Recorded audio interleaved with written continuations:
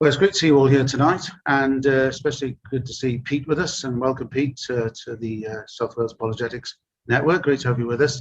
And you've seen a little presentation that Elke's put together with all the details of the WhatsApp group and Facebook and all that. But if you want more details on that, then we'll be around afterwards. Pete's agreed to stay afterwards, and we'll be having a chat. So if you need more information on any of that, just mention it afterwards, after the official part of the meeting is over.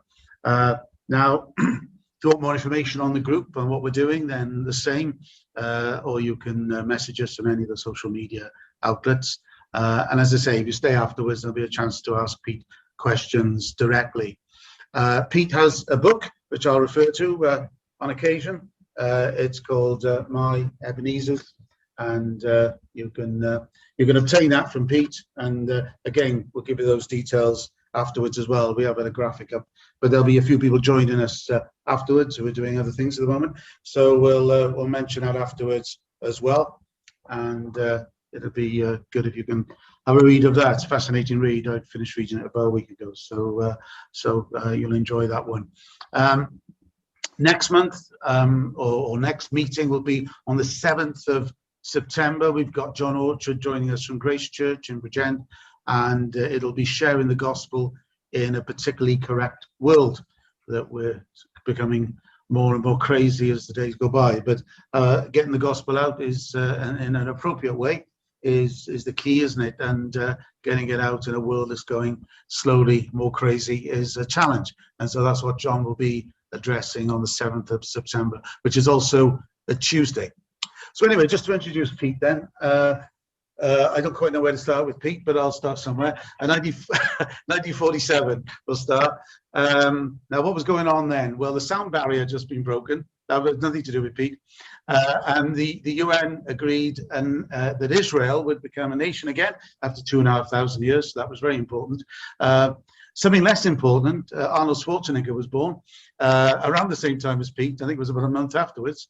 But more importantly, the Dead Sea Scrolls were discovered that year, which are a very important theological discovery, of course, and very much in the same vein as Pete, proving that the scriptures are true and haven't been altered. Then, of course, we had a mysterious event in July of 1947. We didn't know, that's nothing to do with Pete, that was Roswell in America.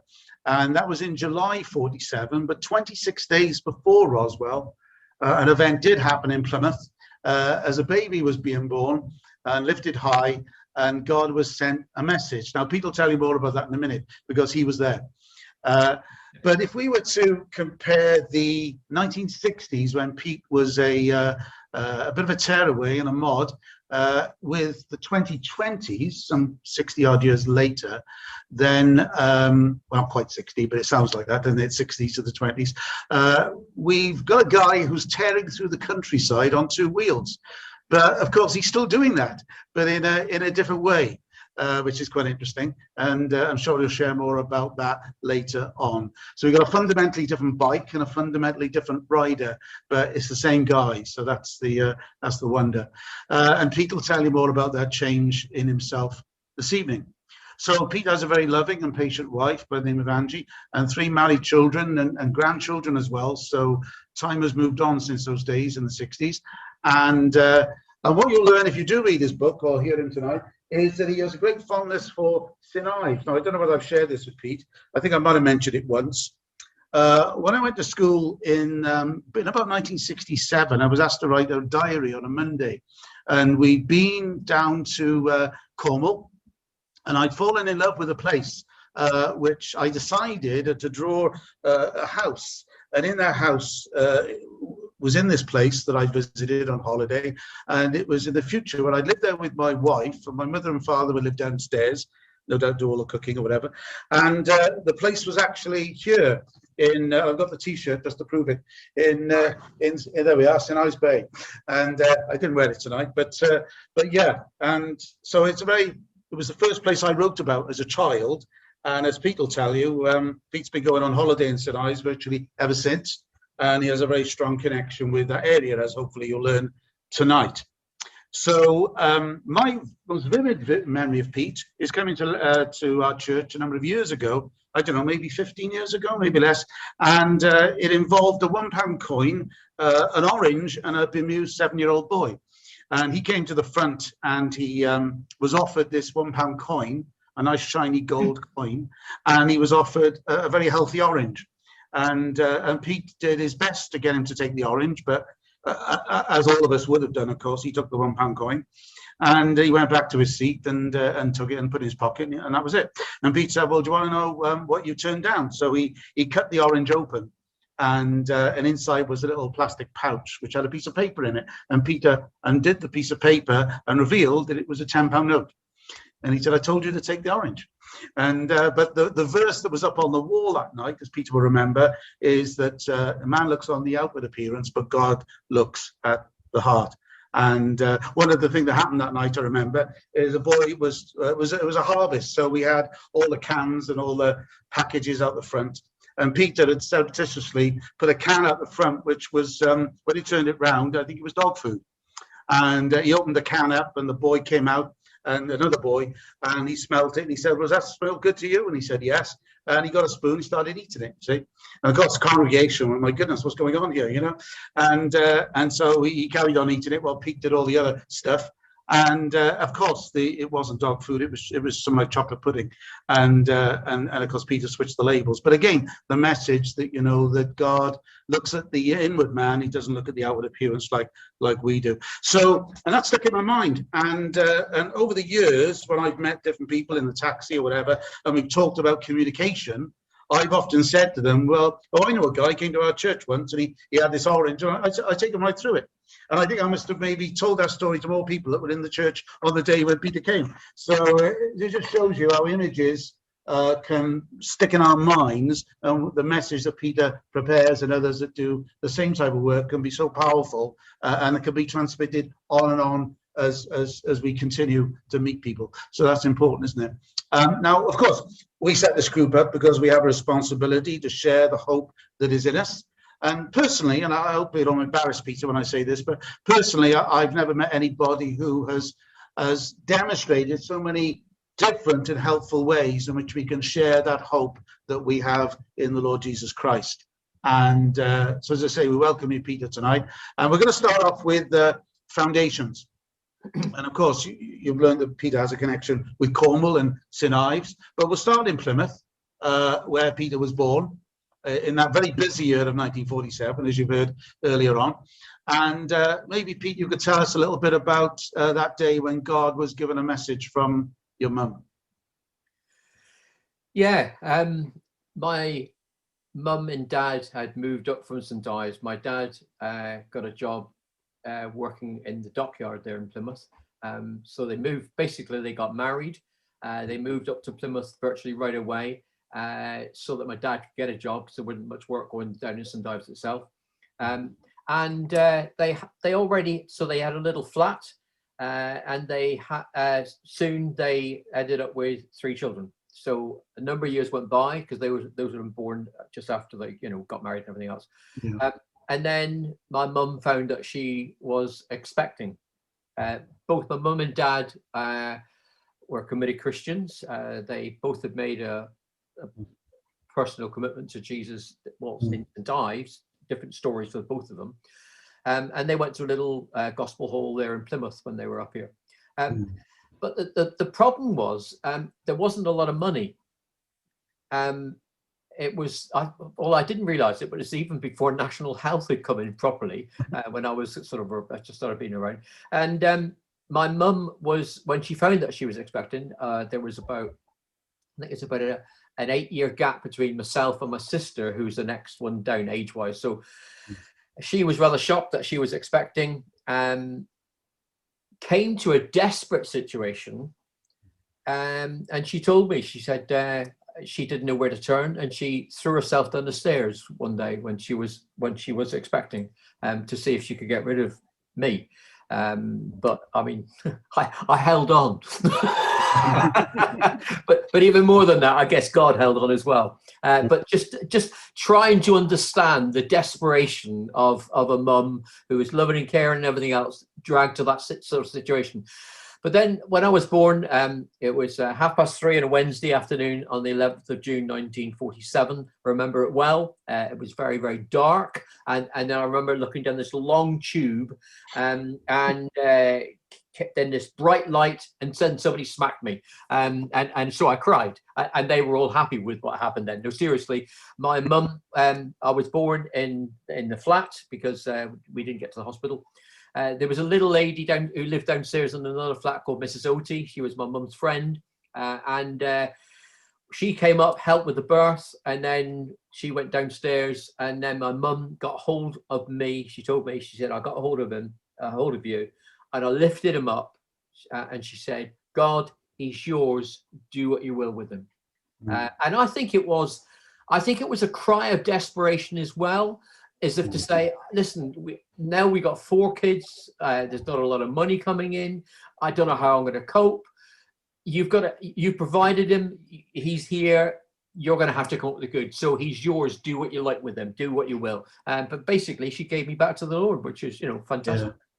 Yeah. It's amazing. And you mentioned in the book that you were grateful for the sort of having the foundation in the scriptures from a very early age. I assume that might be connected with the gospel hall that your parents had come from. So, yeah. Well, I went along with my parents. We used to, fairly soon after that, I think it was a few months went by, and they ended up with a council house at another area in Plymouth, lovely little house, 3-bedroom one, and things were starting to look good. And then, but it was a long walk to go to the gospel hall, but we used to walk for miles across the fields to it. Learned Bible passages. I mean, there was just this whole emphasis was on the Word of God. At that stage, it wasn't fully understood by me or anything like that there, but we would have memory verses, and then we would learn passages of scripture. And I guess to a degree, the vast majority of my memory of scripture is from when I was a kid. I learned then, and I've since been involved in ministry now, and over the years I've worked a lot with kids clubs and churches and everything else, and we've always put an emphasis on teaching children the importance of memorizing scripture. It's vitally important. At my age now, I find it much harder to try to memorize, but giving it to one of my kids. So I'm so thankful for that aspect of my life, and just that, learning scriptures. Yeah. Well, that seed was sown, obviously, and then later on, you had a desire to go to youth camp. So, what happened there, and how did that work out? Well, I guess one of the main reasons why I wasn't a Christian at this time. So I guess the main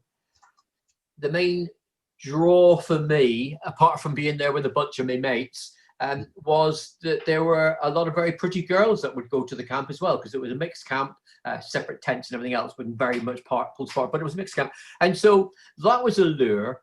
But again, being there with my friends and everything else, I was a pain in the butt. There was a guy called Bob Perkin, who used to, well, he still is involved with the camps now, and he actually dragged me out of my tent one night and dragged me through some stinging nettles and thistles to try and quieten me down. I suppose nowadays he would get arrested for that, for cruelty to children or something. So, but it was just to try and quieten me down. I used to sneak over the back of the grass area and have a fag, just things. But it was the camp going to. But I eventually, but you got to understand, my 2 older brothers and my sister were very, very committed as Christians, and they would go along to the camps and lead it as well. My mum and dad were very key players in the gospel hall as well. So a very well respected family, apart from this guy called Peter Hodge. So they tried all sorts of things, but eventually I was banned. I was stopped from going to the camp. They said, no, we can't come anymore. So anyway. It's funny how many people go on to do the sort of work that you do, have a youth like that, without mentioning names. I've heard of 1 or 2 that'll be thrown out of Sunday schools and all sorts of things. But like you're going to mention later on, we should never give up on people like that. Now, when you hit 15, you hit the reality buffers of having to earn some money.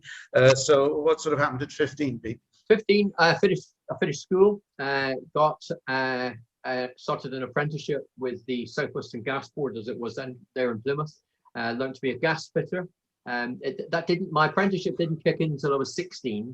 But to actually get on board, there was a test that you had to go through as well.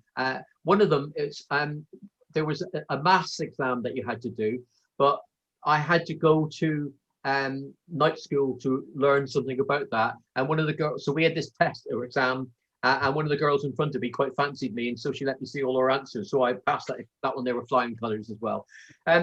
Started working on the gas board, and it was an interesting one because going to the gospel hall or church and hearing everything there, and the message that was told to me then was this big wide world that's outside of the church.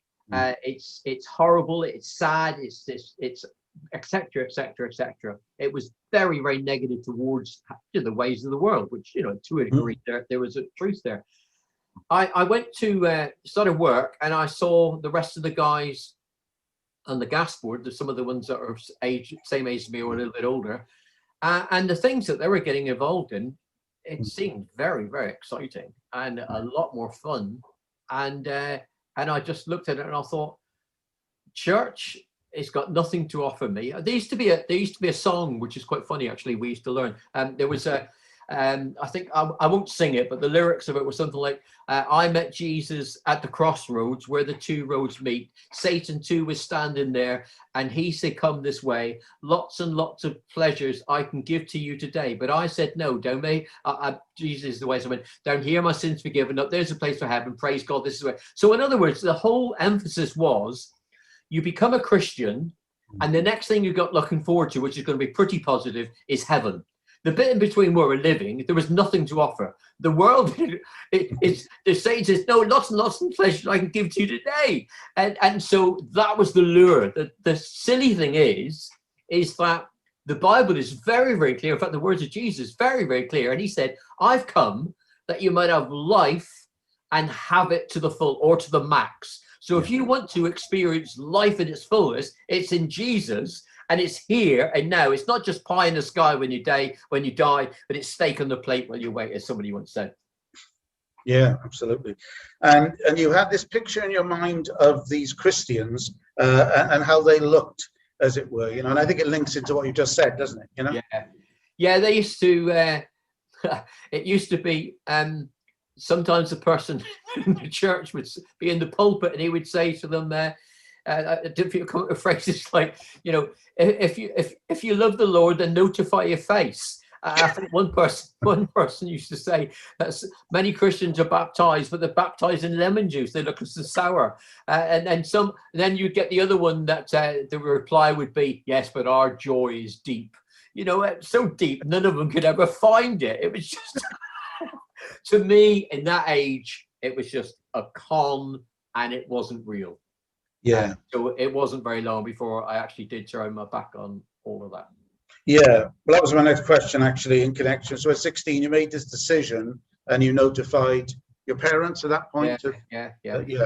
I turned around to my mum, and my mum and dad certainly would have been praying, as my brothers and sister were as well, praying for me. But I think it was 16, 17, around that age anyway. And I remember turning around to my mum and said, thank you for the way in which you brought me up. I really appreciate all that you've wanted for me, but I want to go my own way and do my own thing, and church has got nothing to do with that now. So I'm not going to.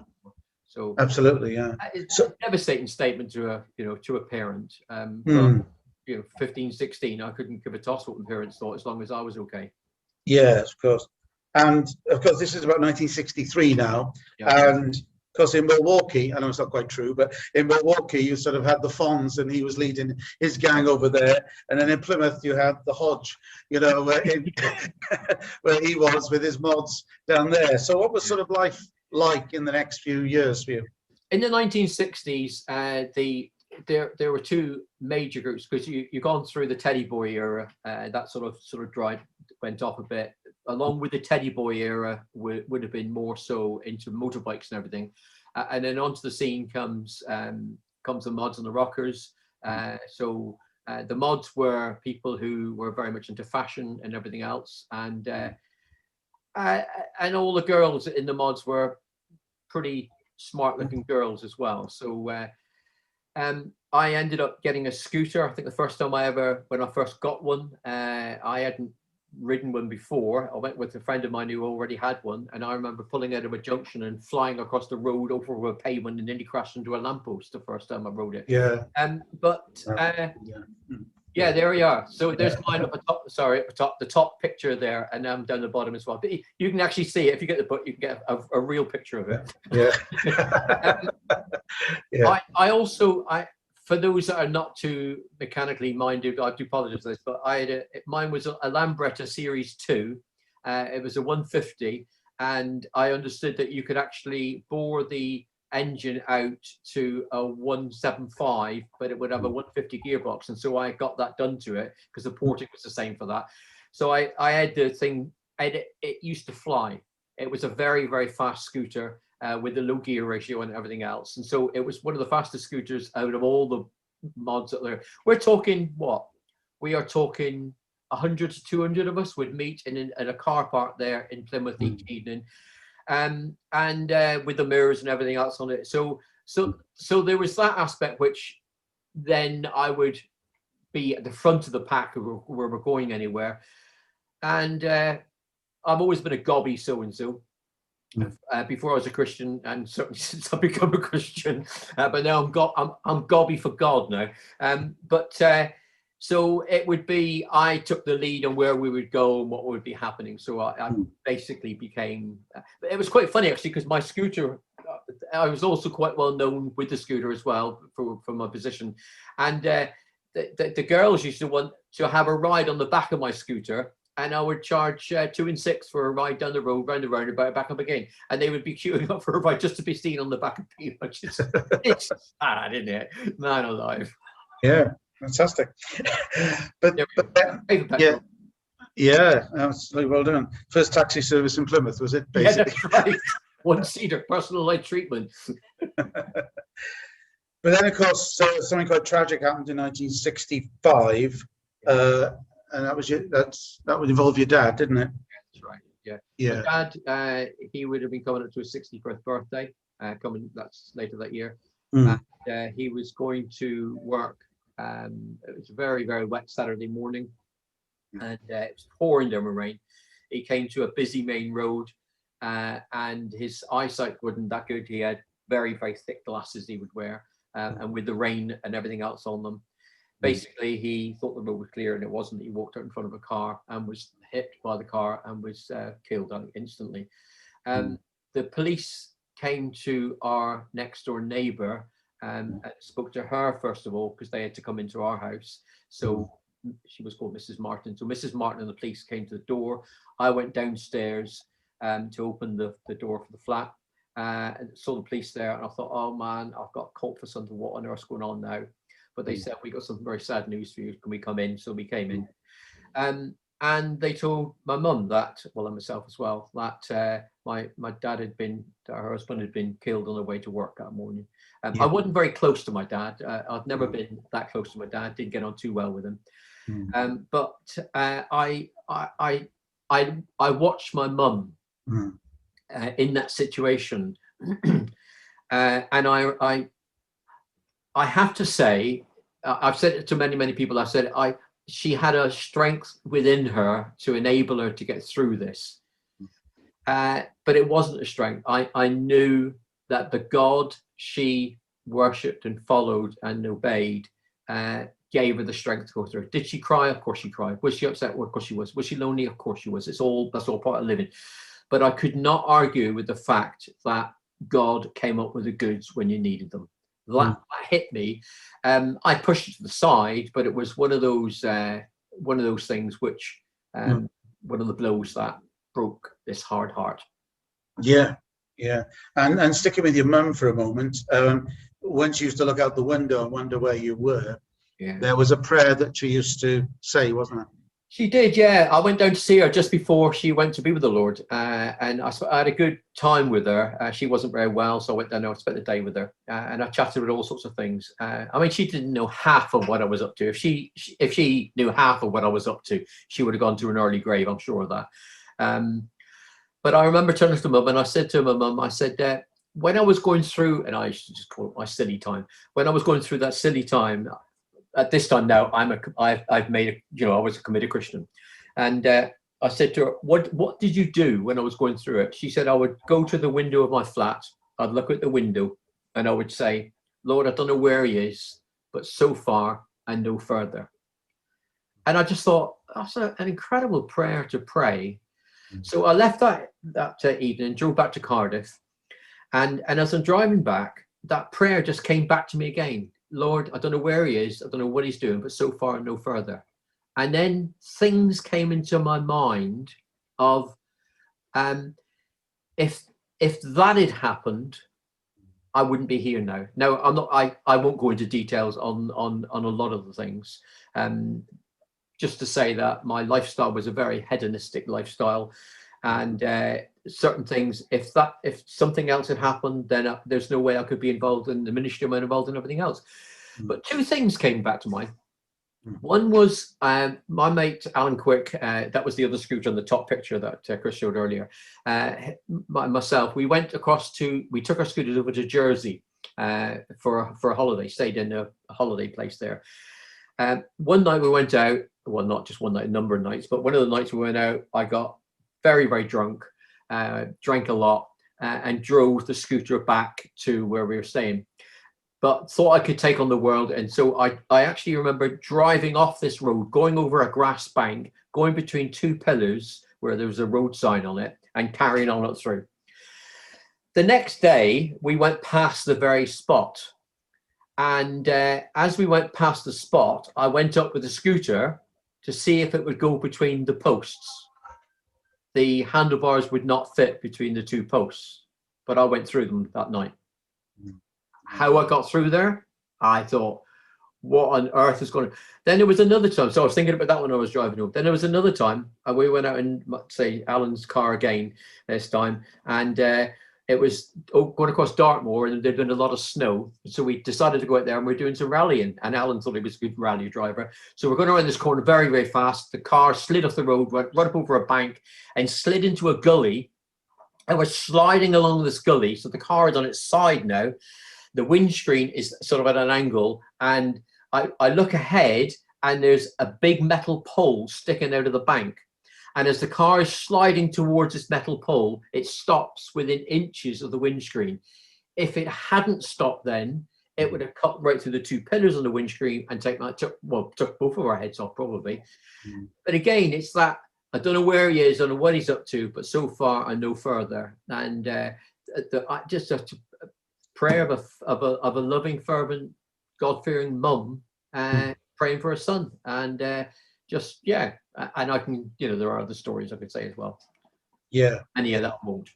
Yeah, well, thanks, Pete. We were only chatting about the Welsh revival, weren't we, before the meeting, and that was sort of it was the foundation of that was the prayers of women, even 10 years before it began. So we should never underestimate the power of prayer, or in this case, one lady praying, for her son. So that's very powerful. Now, around this time, there was a guy called Peter Green that had made an appearance in the area. Can you tell us a little bit about him and how that had planted for the future? Yeah, well, Angie and myself, we had become Christians by this time, and there was a thing called there was an evangelist called Don Summers, and he in actual fact held a crusade in Plymouth, big tent crusade.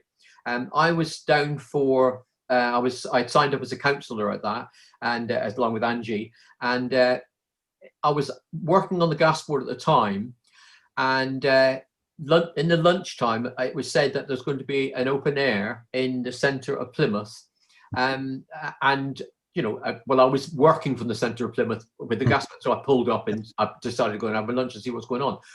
Went to watch this guy, and it was a guy I found out years later. It was a guy called Peter Green who worked for Open Air Campaigners, and he was using the painting board, and he was preaching. And I can still remember the talk that he gave, and it set an impression on me. I didn't know who the organisation was. It wasn't until after I'd gone through Bible college that I found out who they were, and I ended up going off on the course myself. But Peter Green's just this whole method of communication, no loudspeakers, no PA, and everything else, just painting away and preaching clearly the gospel, and it's stuck in my head. So that was an early stage of my ministry with as an evangelist with Open Air Campaigners. Yeah, that was great. Now you mentioned Angie, and of course, at the time she wasn't a Christian when you met her, as you mentioned earlier on, but she told you at one point that she wanted to go to church. Now, first of all, do you know why she had that desire to go? She always wanted to go to church to a degree. There was just that. You know, we're getting old now. I mean, I'm 24, and she's certainly a lot younger than me. So I won't give her age. Don't tell the lady's age. But she's always, whenever she went out with anybody that was serious, she just liked to go to church. I don't know what. No church. Well, she went to a church when she was a kid, so we went to the church that she went to, and man alive, I thought the one that I went to was boring, but this one was leagues ahead. You know, it was, you know, I think the graveyard outside had got empty as well. People had got out. So we went to hers, and then we went to a few different places, and then we ended up going to the Salvation Army in Plymouth. We met a young couple there who were very, very friendly with us. And this was the early days of things were happening. So again, I guess it's the prayers of my mum and the rest of the family as well, and others that were praying for me. But one day we're sat up on Plymouth Hoe, and where we used to record in, and it was a dark evening, and there was like a footpath in front, and there's the sea all in front with the Eddystone Lighthouse and lights and everything else out there. People out fishing. And as we're sat in the car, by this time now I had a sports car, so we were sat in a sports car looking out to sea, and a bright light shone from the sky down onto the sea. It was a very, very bright light. Angie saw it as well, and we went, "What on earth's that?" But people were walking by and evidently didn't see it. Friend of mine was fishing that night out in a boat, and I said, "Did you see the light?" And he said, "No." So there was something.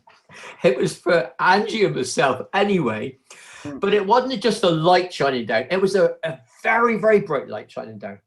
Now, understand again, when I was a kid and everything else, the church that I went to with my parents would often talk about the fact that one day Jesus is going to come back again, and all those that love him will be taken to be with him, which is, you know. So I thought it was what some would call the rapture. In other words, all the Christians are going to be taken up to be with the Lord Jesus, and basically the Lord had come back.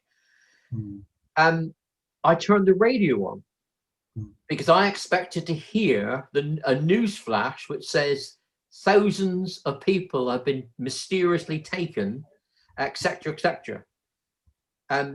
Angie said to me, "What are you doing?" And I said to her, I don't know what's going on, but I then started to explain to her one day, but the Bible that says that one day Jesus is going to come back again for those that love him and follow him. And you know, the only way you can be guaranteed of going to heaven is, but listen, I wasn't a Christian. I'd been brought up with the gospel. I knew what the gospel was. I knew that I could quote John 3:16. I could quote it from probably when I was about 6 months old, you know, type of situation. I knew the way of salvation. I knew the verses that went with it. So I was now sharing the gospel with Angie in the car. We then pull out of the car park, the place where we're parked up, and we drive down the road. And as we go around a corner by a building, we we're going very fast, but as I go around the corner, I said, if now we were going much faster and I crashed into that wall and you were killed, where would you go? And I said, I'll tell you where you'll go. You're going to go to a lost eternity. The only way you can be guaranteed of heaven is by putting your faith and your trust in Jesus. Listen, I'm not a Christian, but I understood the way of salvation. Angie then went home. We talked to her about more. She went home. A few days later, she comes home, tells me, and she says to me, Pete, I've put my faith and trust in the Lord Jesus. I then said to her, you've got to tell my mum.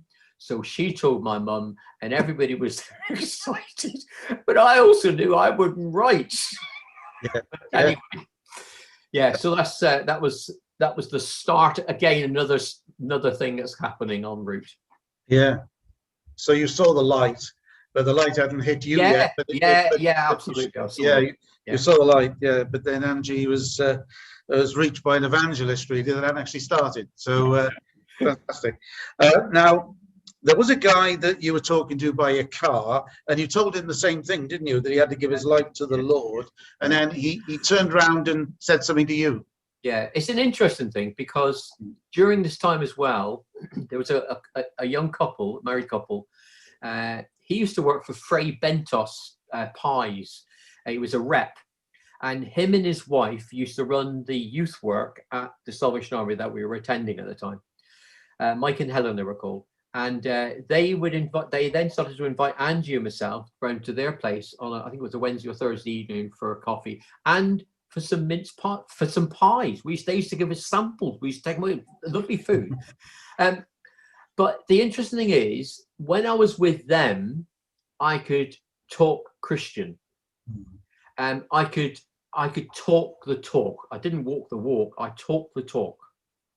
At the same time as this, I'm actually working on a building site in one of the areas of Plymouth, and I'm installing all the gas equipment and systems and everything else in on all houses there. The labourers on this building site actually got in touch with the manager of the gas board complaining about my bad language. Now listen, for labourers on a building site to complain, non-Christian labourers on a building site to complain about somebody's bad language, my language was foul. I never blasphemed, but I swore like a trooper. So I'm living a Jekyll and Hyde situation. So we went to this, so one Sunday night we went to a youth event held in the university halls actually in Plymouth. And a friend of mine, a guy called Bob, I didn't realize it, but he parked his car behind mine outside. Cut a long story short, I chatted to him a bit. I could see that an invitation had been given for people to put the faith and trust in Jesus. He was struggling with the whole thing, and then he went and sat in the car. So I remember going up to him in the car, and I said to him, Bob, give your life to Jesus. You know, it's the only way to find real peace. And I can remember, and I can see it now. Whenever I say this, I can actually see this happening every time I say it. He sat in his car, he looked at the window, and he said to me, Pete, how can you tell me to find real peace when you haven't got it yourself? I walked from his car to my car, just in front of it. And I remember pointing to the sky. Now, I'm not sure whether I said it out loud or whether I said it in my head, but I remember pointing to the sky and I said, God, if you really are up there, and you really did send Jesus to die on the cross for my sins, I'm willing to give you 100% of my life if you prove yourself to me. Now, okay, some people say that's not how you speak to God. Well, at the end of the day, I don't think God's that interested in what we say from our mouth. He's interested in what we mean in our heart. And I meant it. I really did mean it. I remember getting into the car, and I had a packet of fags in the dashboard. I remember picking the packet of fags and slinging them out the window. Somebody once said to me, do you think Christians should smoke? And I said, no, they should be on fire. Anyway, so my life changed. Somebody said to me, how did it change? I said, it's hard to explain it, but it was as if, now this isn't real, but if it's the only way I can explain it, it was as if a spring of fresh, clean water bubbled up on the inside and just washed the filth out of Peter Hodge's life. All the plastic facade was falling away. I was who I was. And as if God just took me from the inside and washed me and made me new on the inside. My life was radically changed. If he didn't come up with the goods, I wouldn't be here today, but he did come up with the goods. Yeah, Oh, that's great, Ben. I suppose our minds go to John 4, don't they, with the woman at the well and the water springing up that Christ spoke about there. Yeah. Powerful. Now, of course, you were posted by the Salvation Army up to Scotland, Alexandria, is that right? Alexandria, yeah. Yeah, that's right. You were up there, and eventually the Lord intervened and brought you back to God's country in Wales. It's quite funny actually, because we left Alexandria. We were up there for 18 months. We had a good time up there actually. Saw a number of people became Christians and people got baptized and everything else. But that's another story. But I remember we were being moved down to the valleys in Wales, and somebody rang me up, and the friends rang me up. So they said, "So where are you off to?" I said, I don't know where it is. It's spelled Sengheddd. I said, I haven't got a clue what that is. It was Sengheneth. So since I've learned. So I came to the valleys and ran the Salvation Army in Sengheneth, which would in Sengheneth, Abertrudo, and down into Caerphilly as well. That would have been my sort of parish there. So yeah. So you've gone from the Celts of Cornwall up to the Celts of Scotland, and then, of course, the third type of Celts in Wales. So you've. I have been to Ireland once, but not to stay. Yeah, excellent. So you'd come there, and then you went on to Penarth just before you came to. How long were you in Penarth before you came to Cardiff? I think it was 18 months, 2 years maybe, running the Salvation Army in Penarth. And that's where my school's work first started. I remember approaching a couple of schools, approached a couple of primary schools to see if I could take their assemblies. And they invited me in to take them. And by this time now, I'd learned to use the sketchboard and other various methods of communication. So, and then also I got into St. Cyrus's as well. I remember talking to the head of the school, or the deputy head there, and when I first went there, and he said, yeah, you can come in. He said, you've got 3.5 minutes. So I did the assembly in 3 minutes, including a prayer. Afterwards, he invited me with my coffee. I went back for coffee, and he said, would you like to come in again? I said, yeah, I'd love to. He said, you've got 15 minutes next time. I said, why? I knew 3.5 minutes. There's a reason for something. So I said, why 3.5 minutes? He said, I'll tell you why. He said, the last time we had a minister come into our school to take assembly, he said they were given 15 minutes. They spoke for a half an hour and nobody had a clue what they were talking about. And we said, never again. So I knew from then that I had to win ground. Yeah. I had to start to gain ground. And that was the principle that I started working with schools. So when I remember going to Llandoch school to take the assemblies there, a couple of schools in Penarth as well. And the deputy head from Llandoch, her husband, was the head of Gobalfa School. I got a phone call in the evening saying, oh, I understand you went to my wife's school today to take an assembly. I'd like you to come to take an assembly in my school. Well, you got an opportunity to speak to 400 kids. Are you going to turn that down? The fact is, it wasn't my parish, as it was called. It was way out of my area, because that's now Cardiff. But I said, yeah, I'll do it. And basically school after school then got to hear of it, and I would go to a school in an area, for argument's sake, you know, like Llandoch, I would say to the head teacher in Llandoch, do you know the head teacher of Cogan School in Penarth? And she would go, yeah, because very often schools will work in cluster groups. So I'd say, do you think you could possibly get in touch with them and tell them that I've been in your school and whether I could go into their school? Well, they used to ring the schools up, and because one head is advised another head, they would say, come back in. And so we would work schools against schools to get openings in. And the whole thing started to snowball then to such an extent. And at the same time, I'd gone into Queen Street and started doing open airs as well, and pulling some big crowds and getting people around. Things were starting to roll in that realm of evangelism. And I knew that I couldn't continue in the pastoral role running the Salvation Army there in Penarth. Things had to change. And so... so that was around the time that you went over to OAC, was it, Open Air Campaigners? Yeah. I'd been in touch with Open Air Camp. Well, it's OAC Ministries, it is called now, but it's OAC stands for Open Air Campaigners. yeah, I'd been in touch with them over the years because I'd been on their training thing anyway, and I had a number of them were becoming good friends of mine. I'd gone off and done some work with them. There was a guy called Corky Dave from Bristol. I would go over and do work with him as well. And one day, I'd spent, I'd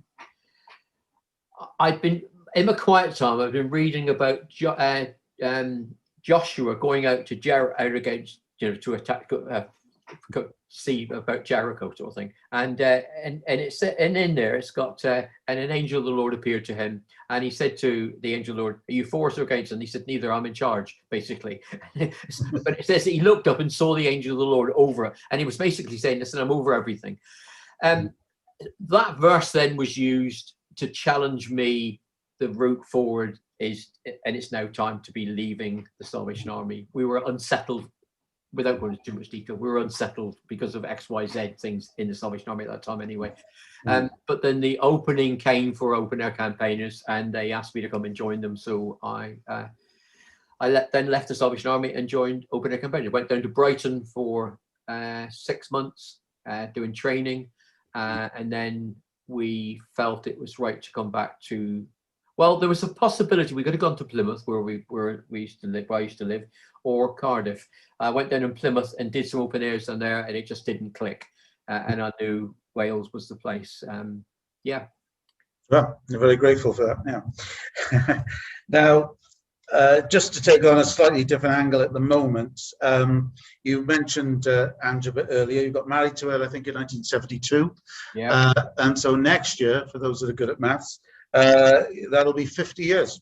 It will. So you're golden. Now, what would you like to say about marriage itself, and maybe one or two other blessings that you've had in that time as being a married man?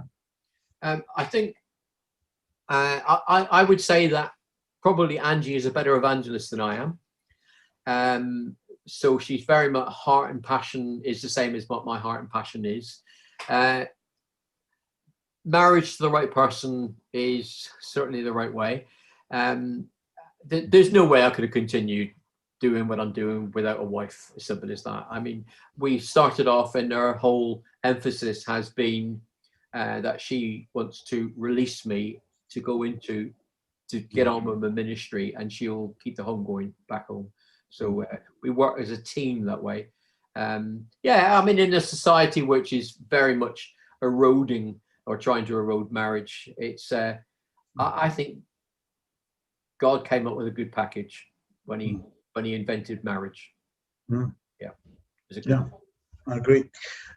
So after about 40 years with OAC in Wales, I know that you came across the quote, a theory to is Christ a theory to discuss or a reality to experience? So where did you hear that, and how has it helped you? Yeah, I'm not sure where I heard that. I think that along with that one, it's the gospel is not for discussion; it's for decision.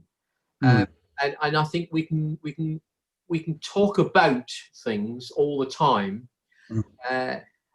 but there is the gospel actually has to bring a person to a stage of making a decision. It's a junction, it's a crossroads. A decision has to be made where to go. I think it was J. John who came up with a great one. Somebody said to him, why did you choose Christianity over every other religion? And he said, well, it's quite simple. He said, because of the resurrection. He said, okay. He said, I'm walking down a road, and I come to a junction, and I'm not too sure where to go. He said, I look around, and there are 3 dead bodies there, and there's one that's still alive. Who are you going to talk to?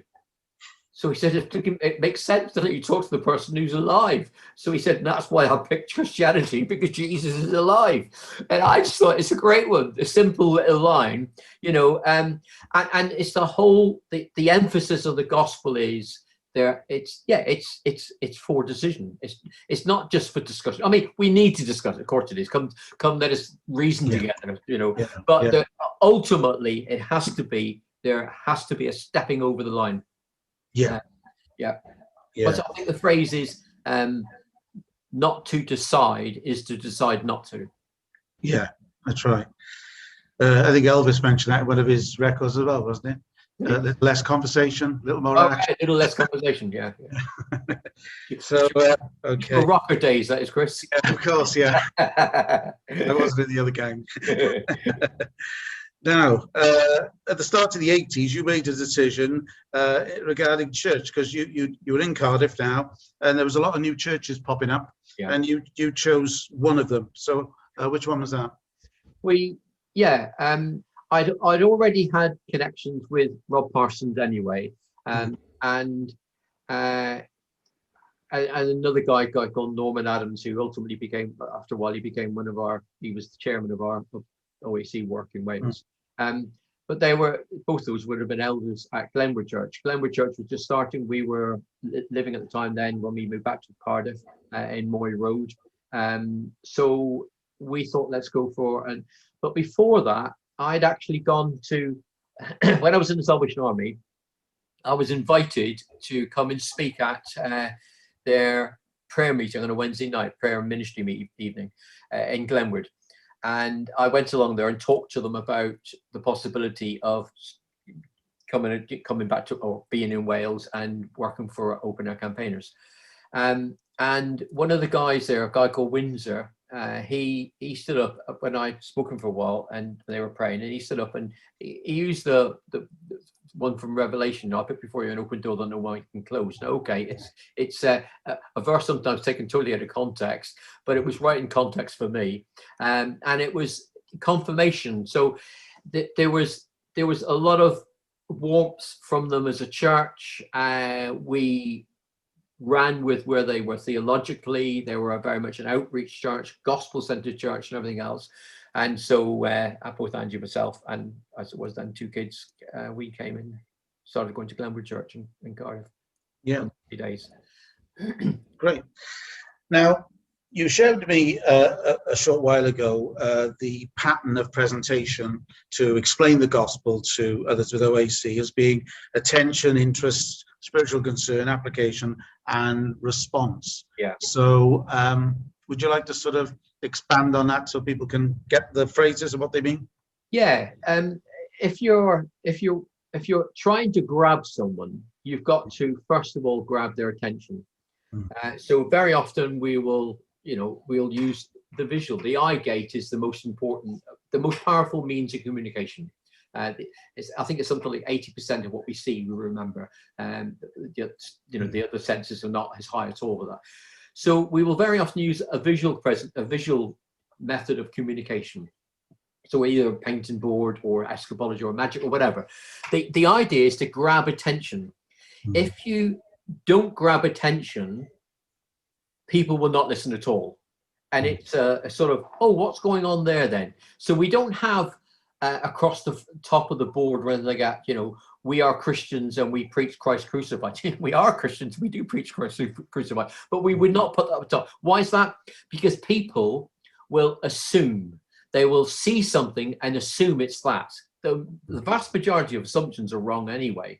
But I've got a friend of mine who used to work for Mars, the company Mars Bars. And one of his phrases that he would use is, you never get a second chance to set a first impression. And the first thing a person buys is the salesman before the product. Now, you've got to recognize that. If you don't like a person, you won't listen to them. So you've got to appeal to where they are. So the attention area is one thing. Then so we get attention, and then it has to be of interest. So we will pick up on a topic that will be of interest to the individual, whether it's a youth club I'm speaking at, whether it's a school situation, in a church situation, wherever it will be. So you have to understand your hearers before you actually start to try to communicate to them. So we get attention, interest. When you've got a person's attention and interest, then you can start to move on. Attention, interest, then we start to move into areas of spiritual concern. So we will talk about we'll talk about sin, but in general, I got a friend of mine, a good friend of mine, a guy called Roger Carswell. I went with him one day. We were just going to go into pay for some petrol that he put in his car. As he paid for the bill, he then passed a tract to this person. And this is what he said. He said, this is a bit of Christian literature. which explains that Christ Jesus came into the world to save sinners. I qualify, and I guess you do as well. And I watched the person, and I thought, you started from a wrong point, but you grabbed their attention and interest. You've gone straight into spiritual concern, and you've applied it to the individual. And just by saying, I qualify, I guess you do as well when it comes to sinners. So there's that line. So we got attention, interest, spiritual concern, application. It has to be, the gospel has to be applied to the individual. And then back to what I said earlier, then you got attention, interest, spiritual concern, application, response. The gospel commands us to a response. There's a stupid theology in some churches, which I call bo-peepism. And bo-peepism is leave them alone and they'll come home bringing their tails behind them. That is an absolute little rubbish. That is junk. That is totally unbiblical. The Bible is very, very clear. When the gospel is presented, it's presented in such a way, it needs to be presented in such a way, and that has to challenge people to make a response. And so we work towards that in whatever groups we're trying to communicate to. Yeah. Okay, well, thanks, Pete. How would you encourage Christians in different circumstances to the one where, you're gathering a crowd or whatever, to other Christians that may not do that? They might be with a friend having a coffee or whatever. What advice would you give them in relation to explaining the message that God has given them to share? Right. Well, I would say begin where they are. It's an interesting one in Acts when Philip reached the Ethiopian eunuch in the old chariot. And it says, where are you reading from? And he was, well, for those that would know, it's from Isaiah 53. And he said, where the Ethiopian says to him, is it talking about this person or that, or who's it talking about? And then it's got this one little phrase there, and it says, beginning where he was, he presented to him Jesus. And we need to find out where people are before we start to communicate to them the gospel. And I think on a one-to-one basis, that's where relationships come, that we need to begin where they are. And the only way we're going to find out where people are is to use this in proportion, that in proportion to that. So we got 2 ears and we got 1 mouth, and maybe we need to do a lot more listening before we start to doing the talking. So it's finding out where people are, and beginning where they are, present Jesus. So that would be in whatever situation I'm in, but especially on a one-to-one situation, finding out where they are. It's an interesting one as well. It's when a person says, well, they're an atheist, and I will sometimes sort of say to them, so what caused you to become that? You're trying to find out, instead of turning around and go, well, actually, did you know the Bible mentions you twice? And both times you're called a fool. I remember saying that once in Soho when I was at Bible college, and one of the guys, and he punched my lights out for it. But so that was one way. But again, you answer a fool according to his folly. Again, Proverbs. But when it comes to it, it's understanding where they are and trying to find out and get alongside them. But as we get alongside them, we must know we're going to take them somewhere. And we must know the gospel and how to use the gospel to take a person through. And if we don't know enough, then often, like Jesus did, asking an additional question so that they can spill to us more information, and then we can hear more before we come in. I sometimes will say, if I'm trying to explain something to someone or talk to someone, I think I said this before, I will use the phrase, does this make sense to you? So I think it's just it's important to ask that sort of question as you're going on. So you explain something and you go, does that make sense? Do you understand what I'm trying to say? Do you understand where I'm coming from here? Does this make sense to you? I remember when I first, I produced a track called Turn to God. And I remember when I first came out with this, I did it in a draft copy, and I would be say, for instance, on a bus or a train or a plane or whatever, or even sitting in a coffee shop, and I would say to a chatting to someone, I would say, excuse me, you wouldn't happen to be a non-Christian, would you? And they might go, well, yeah. I said, oh, brilliant. I wonder if you could do me a job, do me a favor. They said, what's that? I said, look, I'm actually a committed Christian. I said, but I've written this piece of literature, and it's actually written for people who aren't Christians. and it explains to them how a person can become a Christian. I wonder, could you possibly read it through and let me know if it makes sense? And if there's something that doesn't make sense, could you tell me? Because I want to make this as clear as possible. I would really appreciate it. I said I might even buy you a cup of coffee if you do that. And they would go through it. They would go through it. So they would take it through and all this here. And then I go, did it make sense to you? Do you understand? Yeah. So what are you going to do with it then? Always carry a track with you, all right, in your pocket. Yeah. And enough money for a latte in your other pocket. Yeah, that's right. Okay. So go back to the schools ministry for a moment. You were advised to start with a certain age group, weren't you, when you were much younger? Yeah, a lot of the sad thing with a lot of Christian organizations and people in ministry, really, they always go for high schools or want to go for university. And I understand why that is. This Christian head teacher, she turned around to me, Mary Phillips, she was called. Well, she still is called Mary Phillips, I guess. And she said to me, she said, when you start to do the schools, Pete, don't start with high schools. Start with the infant school and primary schools. And I said, why is that? She said, because you'll win them then. If you win them when they go to high school, you've got them when they're in high school and they'll listen to you. And that has been so much wisdom in what she said. So we started with that age and we would win them. And so when we go into one of the great things doing assemblies in primary schools is you go into you arrive in the car, you pull into the car park, you walk past the playground. This is when they used to be all together. We walk past the playground and all the kids would go, yeah, it's Mr. Hodge, he's taken our assembly, yeah. So it's a real good booster in the beginning of the day. But then then I've gone into, so I've done that there. And then a few years ago now, maybe 5 or 6 years ago now, we were doing something in Cardiff High in the high school, the session that we're doing with year streams there. And I said to the guys, I said, I'll come in, but I want to come in and just sit at the back and I'll film what's going on because we were putting this stuff together. So they said, okay. So I went to the back of the hall up where we were and just sat beyond where the camera was. And all the kids came into the classroom. As they came into the classroom, it was humiliating for the rest. As they came into the class, they went, oh, it's Mr. Hodge. He used to come into our old school. Oh, he used to come into my school as well. He used to come into my school as well. And there were all these kids were all, wow, what are you doing here and all this here? So it's winning them before they become cynical. And it's worked as well. I also saved my life one night as well. Well, yeah, I was going to ask you about that. Yeah, when you met a few cynical, or so-called cynical guys out one night, you were with Angie, weren't you? Yeah, I went for a walk here in Rabina, and one of the streets nearby. We turned around this corner, and we hadn't realised it, but there's a crowd of youths, 16, 17-year-olds maybe, and there must have been about 30 or 40 of them all over the road, right across, just causing chaos there. And as we turned around the corner, I thought, oh man alive, what's going to happen now? So I thought, if we carry on walking, we're going to have to walk through them.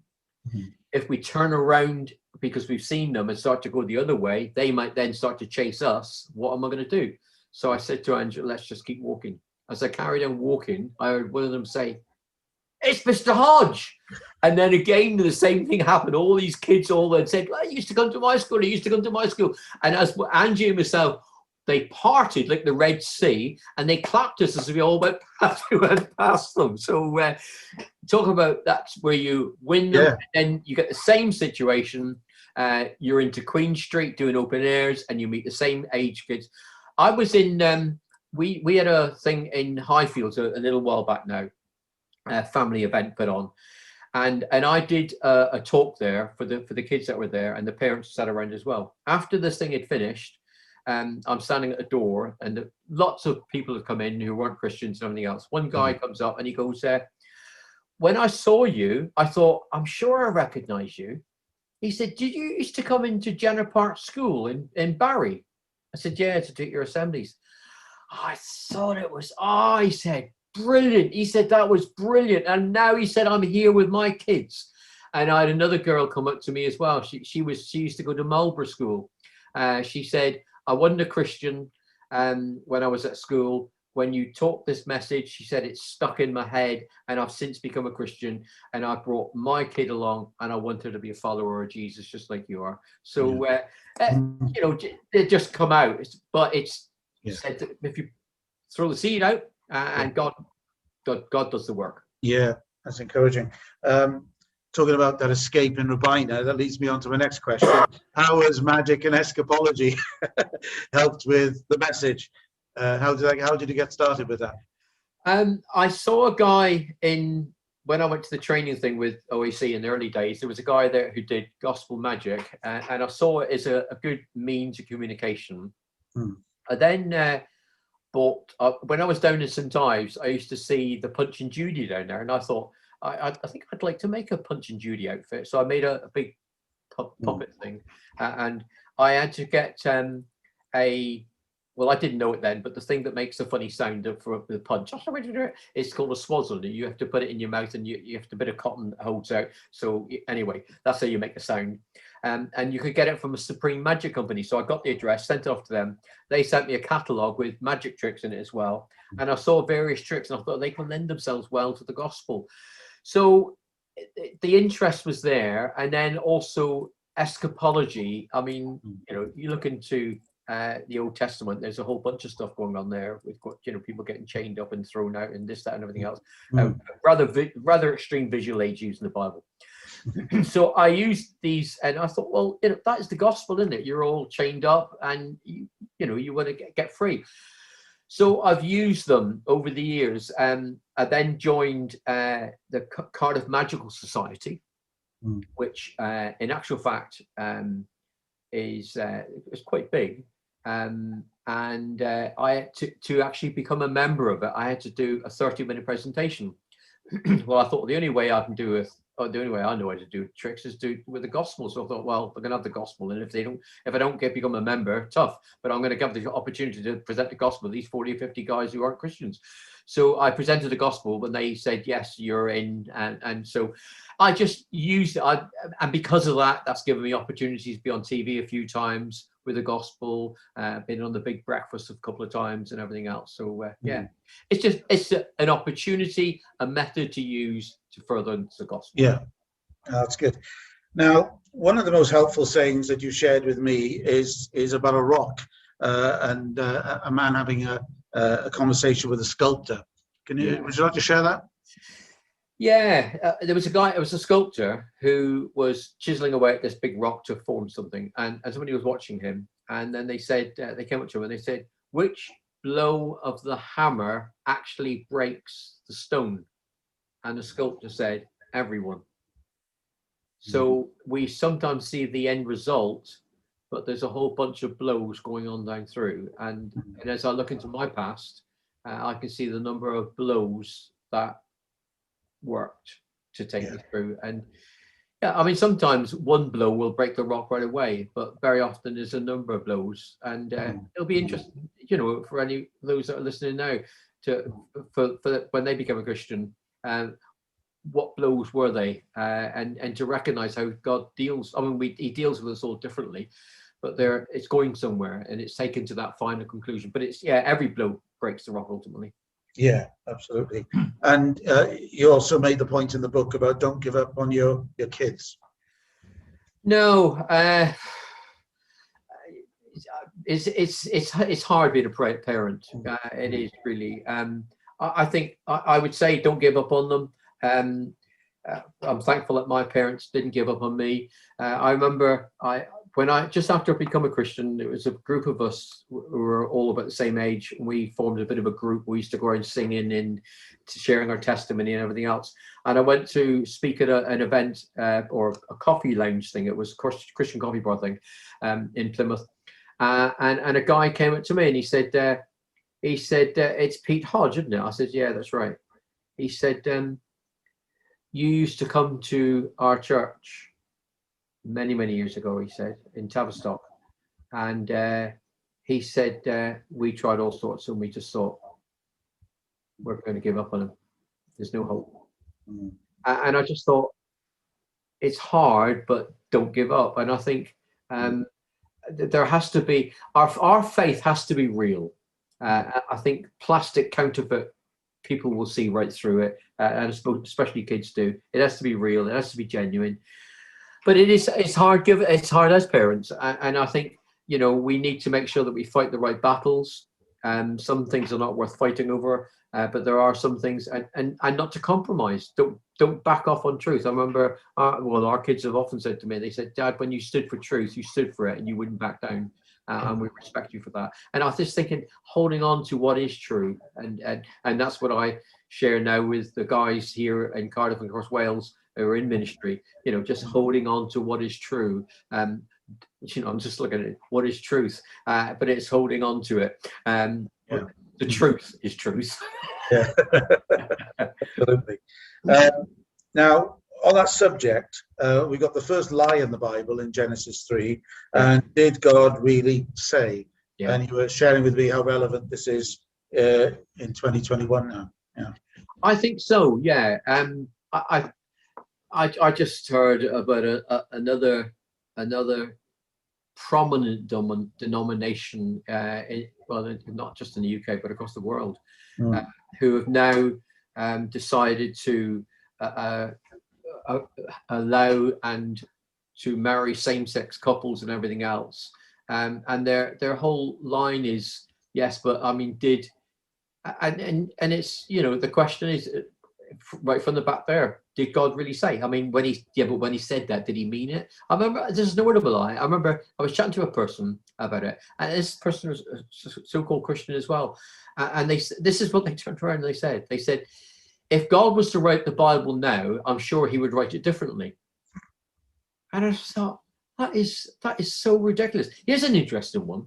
The first lie in the Bible, did God really say? That's the first question. The second question in the Bible is, where are you? And I think if you answer the first one wrong, it will not be very long before you're lost. And that's exactly what happened there in Genesis. I'm just saddened. Yes, certainly saddened when I hear numbers of churches that will adjust. They will adjust truths to comply with today's beliefs and understandings. There's one guy, a guy I respect a lot, church leader, and he comes up with the phrase. He said, "It's kingdom down, not culture up," and it's the kingdom that dictates. Culture does not dictate, and we need to start. But in saying that, we need to make sure that we are standing for what is biblical, not just because we've always done it, because some things that we've always done or always thought. I remember when Dr. Martin Lloyd-Jones died, it wasn't very long after that, a very, very dear friend of his died also. And the daughter is a person that I know very well, the daughter of this guy. And there was the funeral service for this guy. And I'm out riding my bike one day when the funeral was on, and it was up in North Wales, and I just tried to visualize what's going to happen when they get to heaven. Now, you've got these two guys that are very, very strong on what they believe, and I think there's going to be a lot of people who get there and go, "Oh, we thought we were right, but we didn't quite get that one, did we?" And yeah, well, we did stand for that, but we didn't stand for that one enough. We should have gone a lot more heavier on that one. So I think we need to make sure that what we do believe is biblical. Somebody was saying to me a while back, they were speaking, and they were saying that when the disciples were met in the upper room, and they said, and Jesus came through the wall into a locked room. And I said, it doesn't say that. And they said, what do you mean? I said, it doesn't say he came through the wall. I said, they were in a locked room and Jesus appeared. We do not know how he appeared in that room. It doesn't say. And if it doesn't say, don't build a theology on it. If we know what it says, I think it was Mark Twain who says, it's not the verses in the Bible that I don't understand that give me problems. It's the ones that I do understand that give me problems. So, there's that whole thing of holding on to what is true and make sure that did God really say? Well, if he did say it, you better blink and believe it. Yeah, That's right. So we got to test, everything to make sure it's to the truth and not a tradition, really, with what we have. Yeah. One of the other ones was, my worth is not what I am, but whose I am. Yeah, that's been through this pandemic thing, because basically what happened was, as soon as it kicked in, most of my preaching situations in churches came to a grinding halt. All the schools work stopped, missions and everything finished, and there's nothing I'm doing. So I'm trying to find various ways and everything else. And it was going on. And I remember a person just a few weeks back turned around to me and he said, so when's your next preaching engagement, Pete? And I said, November. My diary's clear. And in the early days of it, it was because sadly people in ministry will actually take on what the world takes on without realizing it. So if a person is, I'm talking as a guy now. So for a guy to be successful in business, he has to be busy. For a person in ministry, for a person to be in ministry, to be showing that they're successful, very often it's, how's it going, Pete? Good. Are you busy? And my reply, I'm talking about 18 months, 2 years ago now.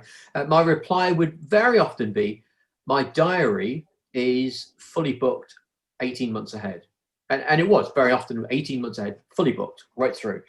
Churches booking well ahead and all this year. That stopped. So my value was in what I was doing. But when all this kicked in, I came to realize, I thought, my value before God is not in what I'm doing. My value is, it's not in what I do, it's in whose I am. And I thought, my value is I'm his child. Whether I'm busy or not busy is irrelevant, as long as I'm living in obedience. It's irrelevant, but it's in whose I am. And therefore, I was chatting to some of the guys as well. I had a Zoom meeting this morning, and I was chatting to some of the guys there then, a fellow evangelist, and just sort of said to them, if evidently there's work for me to be doing now, because otherwise they're all going to take me home. If my job's finished, then I don't want to waste my. I remember a good friend of mine who is mentioned in the book, a guy called Dave Ollerton, and he said to me, because he had cancer a few times, and eventually it got him, and people would come up to him and say, "Can we pray for you, Dave?" And he would say, "Yes," he said, "you can pray for me. Can we pray for your healing, Dave?" "Yes, you can pray for my healing. But understand this, if I've got an appointment with God, don't you dare stand in my way." And I thought, that's the whole thing, it's going for God. Yeah, Excellent. So summing everything up then, really, and thinking, which is difficult, I know, as there's so much to reflect on, are there 2 or 3 things that you'd like to leave as a legacy for your children and the way they think about your ministry and the things you're passionate about, and also those you've trained to share the gospel, the guys at OAC that you've trained over the last number of years? Is there 2 or 3 things that you would like them to reflect on? Yeah, I think there's a guy, an American guy who's a top Christian magician, and he was really, really good. And a person came up to him and said, "Don't you think that sometimes people will remember the trick, but not your message?" Now, I can understand what they're saying, and I've heard the same line again.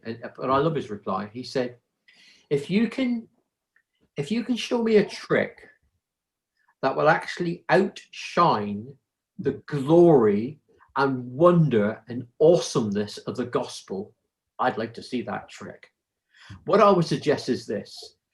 Your trick might be okay, but if you get that problem, you need to make sure that you understand what the gospel is all about. You need to get back and fall in love with the gospel, because the gospel will grab your heart. If a trick is grabbing your heart, it means nothing. It's secondary. It's the gospel. So my whole emphasis for our kids for the team here in Wales and wider afield within OAC across the UK, across the world really, is making sure that there is a strong passion and excitement for the gospel, constantly be digging into the gospel, constantly be reading, finding out more and more and more about the gospel. I love listening to people when they preach the gospel. I love it, still love it.